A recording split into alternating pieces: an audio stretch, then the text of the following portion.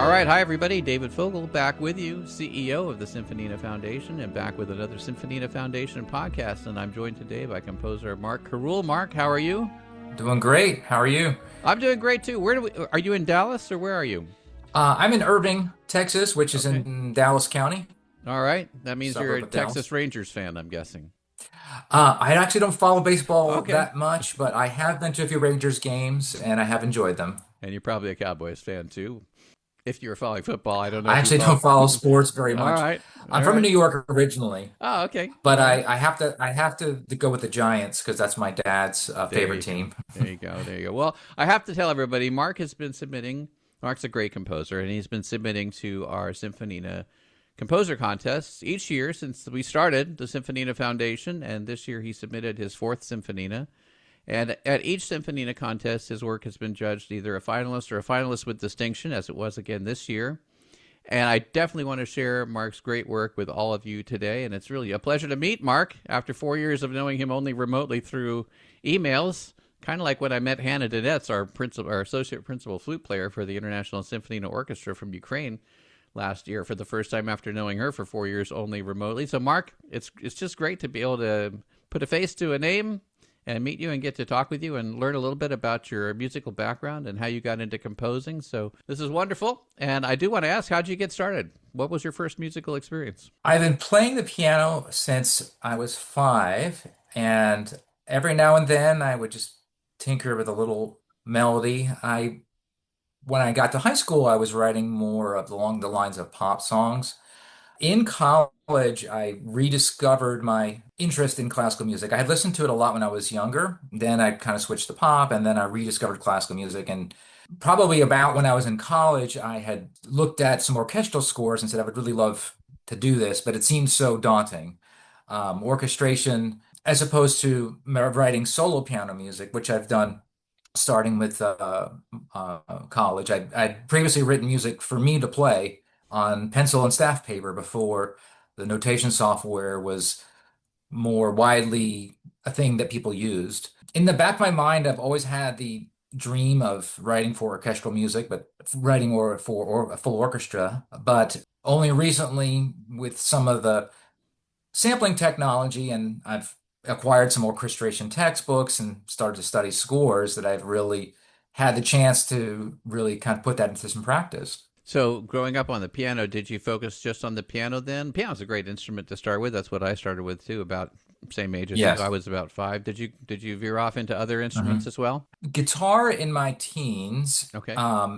and viola in my 20s. Now, the viola came in when I was doing some private lessons in composition. I was actually working on a cello sonata, and my teacher said, "You really should learn an orchestral instrument." And he said, "If you want to be more in demand, here's a viola." So, Yeah. Yeah. Plus you get to learn so a I new ended up, clef too. There's that one. Yeah. yes, I did enjoy learning a new clef in my 20s. Uh, Yeah.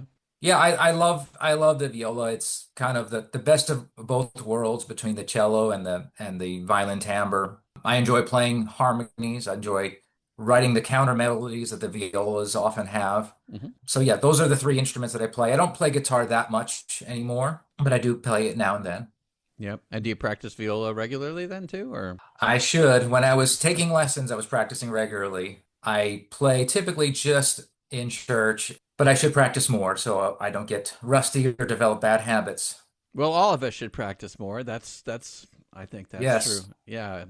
I understand Mhm. even Kenny G practices 3 hours a day, and maybe he would say you should practice more too. I don't know. I can't speak Mhm. for Kenny G, but I think all of us should Mhm. be practicing more. I know I feel that all the time too. Let's turn to your piece that you submitted, your Symphony number 4, which is in 3 movements. Mhm. Mountains, rivers, and sunset are the 3 movements, and it describes the beauty of the earth. Let me ask about your inspiration for this composition. Yes, my inspiration was, as of late, I find myself wanting to write music about places that are kind of far from me. Now, I'm not saying that Dallas is devoid of natural beauty, but there are other parts of Texas where I kind of go to find that.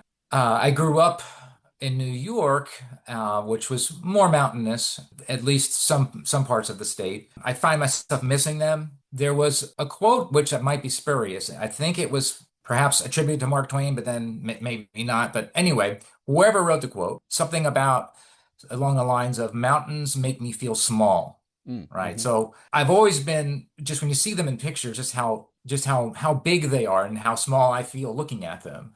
So the first movement, I hope, captures that feeling that they are these eternal monuments that are they're really quite striking. Indeed, and your opening is quite striking. So let's go. We'll have a listen to movement one here.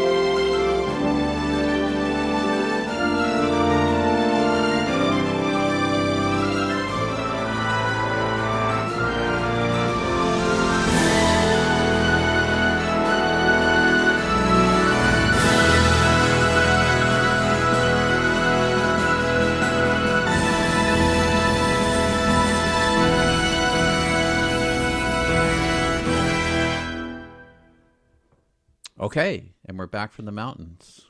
Mark, Yes. yeah, it's a majestic, and also that ending is like, it's really in your face, stunningly, you can't help but notice it, kind of thing. I wanted to compliment you too on the use of the contrabassoon in that one spot, because I personally I find the contrabassoon to be a difficult instrument to write for usefully. That's a challenge for me, and I think you did a really great job on that in that particular segment there. Is there anything you'd like to add to the experience that we've just had? No, I think you summed it up very well. I'm kind of hoping that for most people, the music will speak for itself, and Mhm. I appreciate the your remarks on the contrabassoon. I do find it somewhat challenging to write for.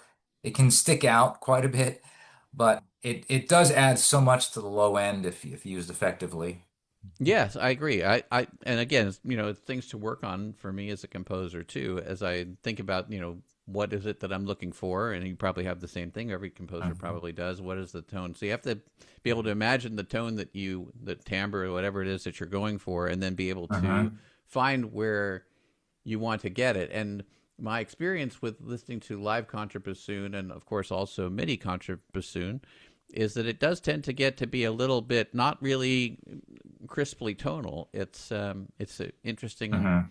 difficult kind of thing down in that low range for me, for my ear anyway. But you did great with that. I really enjoyed it. What is the second movement?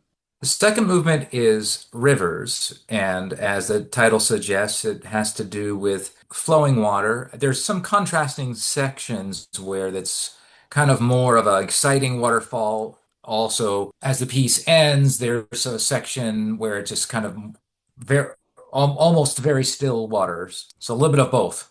Okay, well let's go on our river ride then. Here we go.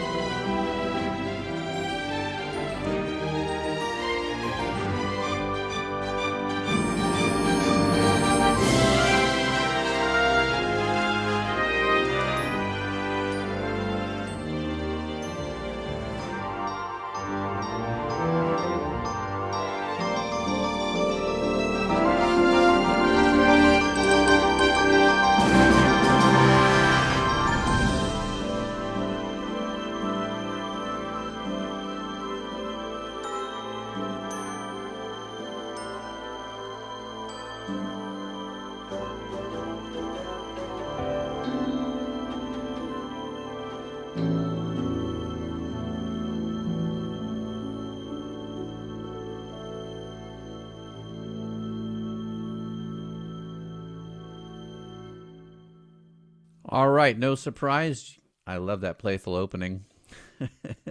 Anytime the melody grabs me like that, it's wonderful. And I feel like we're rafting down the river, but fortunately, we didn't go over the falls together. That's good. Yes.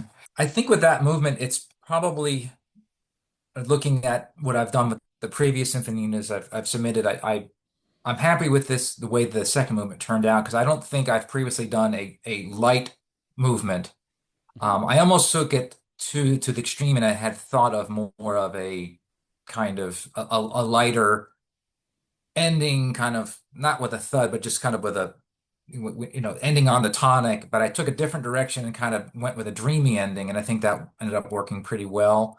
I used the celesta in a perhaps unconventional way. I had some tone clusters. I mean, they weren't, they were within the diatonic of the chord, but they were just kind of low, and I think it created an interesting resonance there. So I hope listeners will have enjoyed, particularly the ending.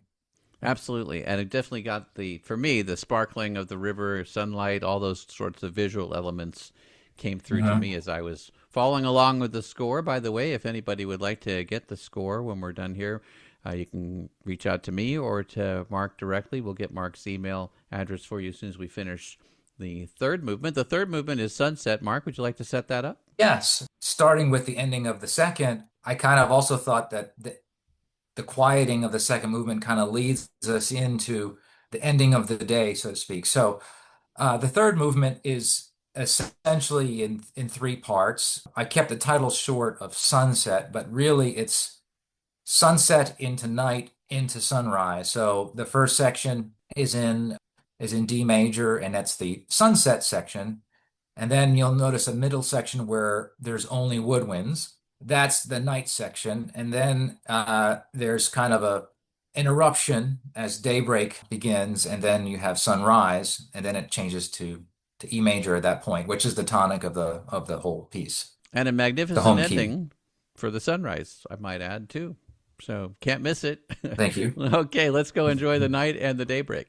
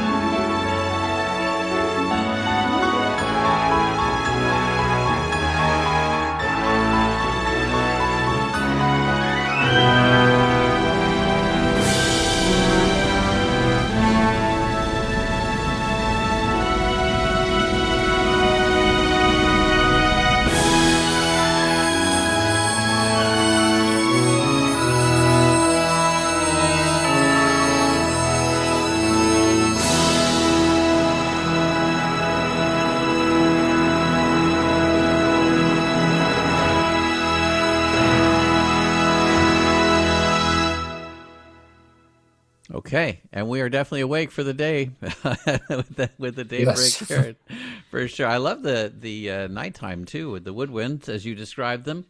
Made me remember some times that I had gone camping and did a lot of astrophotography with my son during his Boy Scout days. Quiet, peaceful, clear nights. See all the stars. It was very good, very good.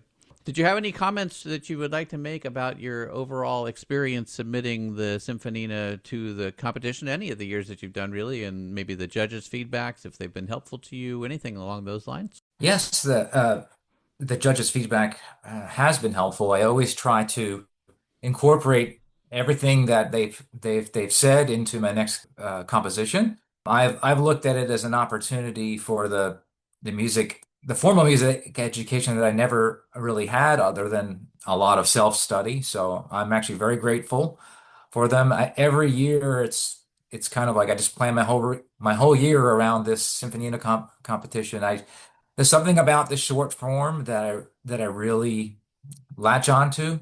I mean, writing for orchestra is daunting enough, and it seems to me that it'd be very difficult to find the time to write a 45-minute full-length symphony. Maybe someday I will do that. But for now, I really enjoy this and enjoy growing in the process as a composer. I actually haven't written very much for orchestra prior to the Symphonina competitions, Hmm. so it's been a great opportunity to put all the score study to practice.